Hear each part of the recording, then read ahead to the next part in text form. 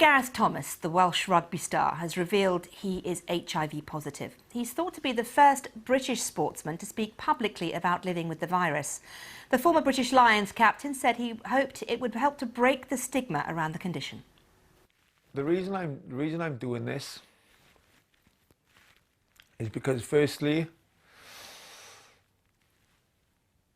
I want to remember what it's like to live again.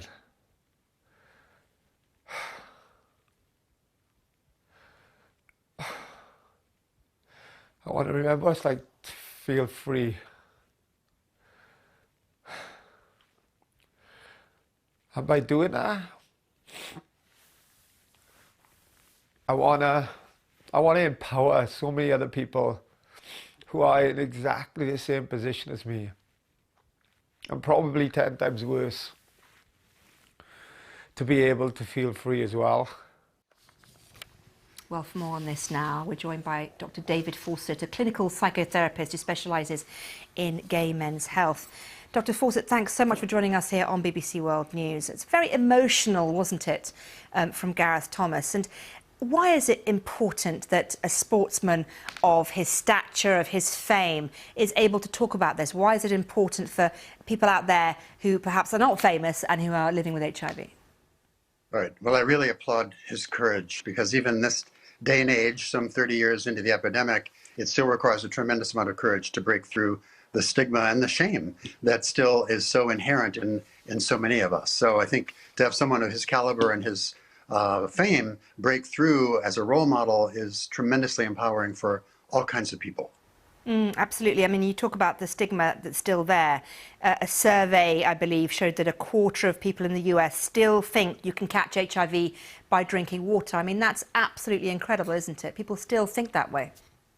This was a Kaiser Family Foundation study several years ago. Yes, I was kind of appalled that level of misunderstanding, or I'll just call it ignorance, still is so pervasive. And this general caliber of information is really lacking in terms of inequality at all.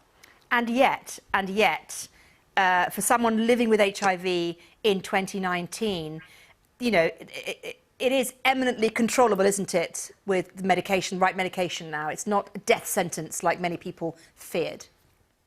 That's absolutely true. You know, we've come a tremendous amount of, tremendously far in terms of the medical management of HIV, and to be diagnosed today it's not a death sentence. It's a manageable disease, like diabetes, as they say. The problem is that the mental attitudes and the societal attitudes and the shame and stigma haven't really kept up with the science. And so we still see, as you can see evident in that video, the tremendous power that such a diagnosis carries, and the just tremendous internal costs that individuals still have to pay to manage coming out as HIV positive and living with the disease. And of course, Gareth Thomas is the first well-known British sports star, but he's not the first sports star, is he, to come out and openly admit that he has HIV?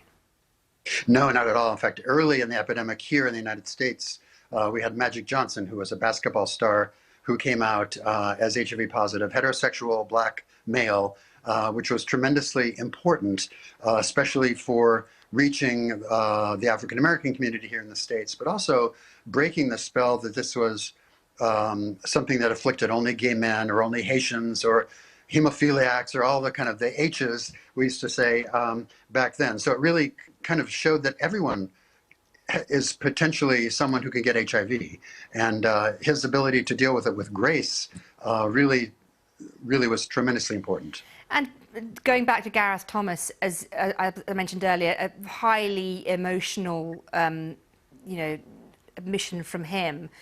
How does it affect someone's mental health to be told you have the HIV virus, even though we know that obviously it is very treatable? Right. So I think, in my experience, even today, people that are diagnosed, still, it's kind of a traumatic reaction. It's a punch in the stomach, and we know that there's a lot of trauma that goes with that. And I think this has to do with a lot of the echoes of the societal messaging about HIV and stigma that we've all been internalizing for 30 years. And so, even though our rational mind says it's a manageable disease, we go to these places of shame and stigma, and what are our friends going to say, and our colleagues, and our parents, and our children.